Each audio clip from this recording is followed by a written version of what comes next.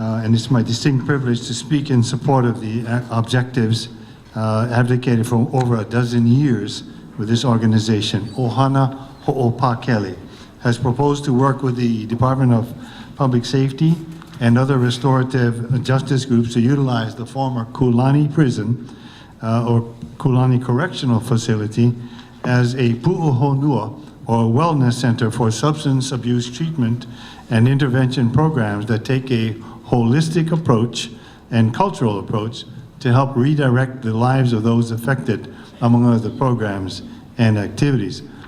One of the Office of Hoopakele's goals would be to incorporate the return of deserving pahau from the mainland incarceration facilities, which absolutely provide no opportunities to reduce recidivism, but rather encourage hardening and contributing to family disorientation, disintegration, and ultimate dissolution.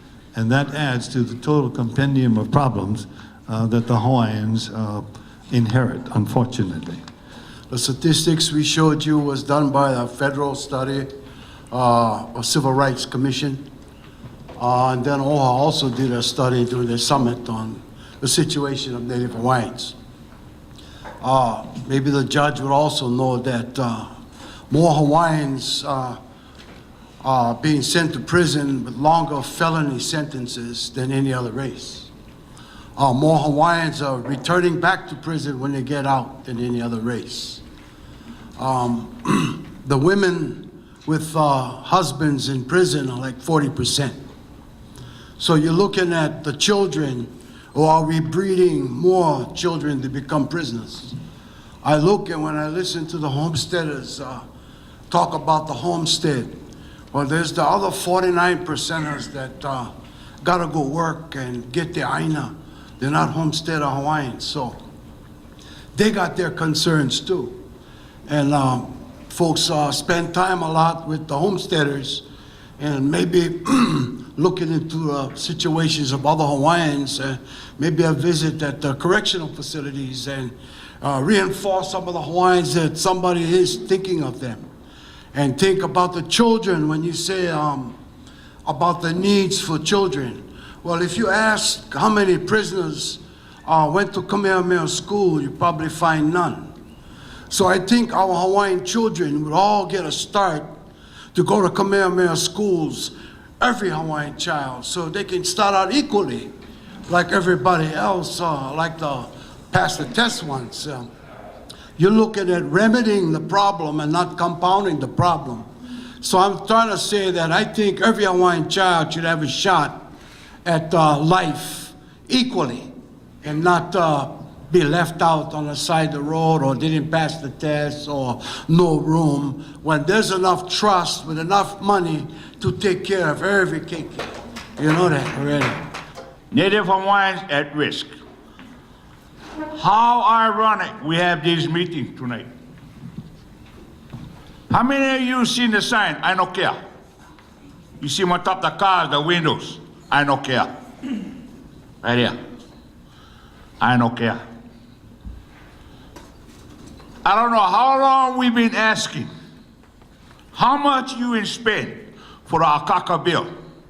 Why are we furnishing one office in Washington, D.C.? No more Hawaiians up there. The Hawaiians from here. The battle is here. Here. Yeah? We have been in contact over these past year.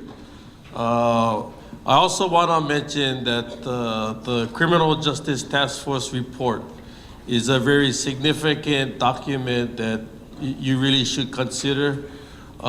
We never had a really fair hearing last year's legislation.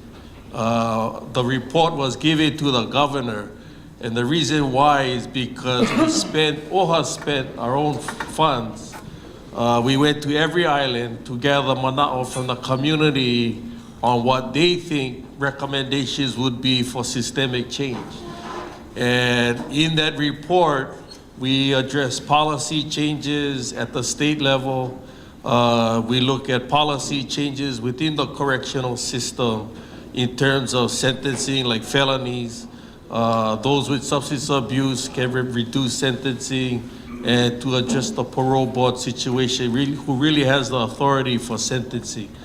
So I strongly encourage Dante, when you meet with Bruce Copa next week, you should bring up that report, because it was intended really for the governor to implement policy changes to overhaul the correction system. We sent copies to every legislator and the governor. So that is kind of standing still.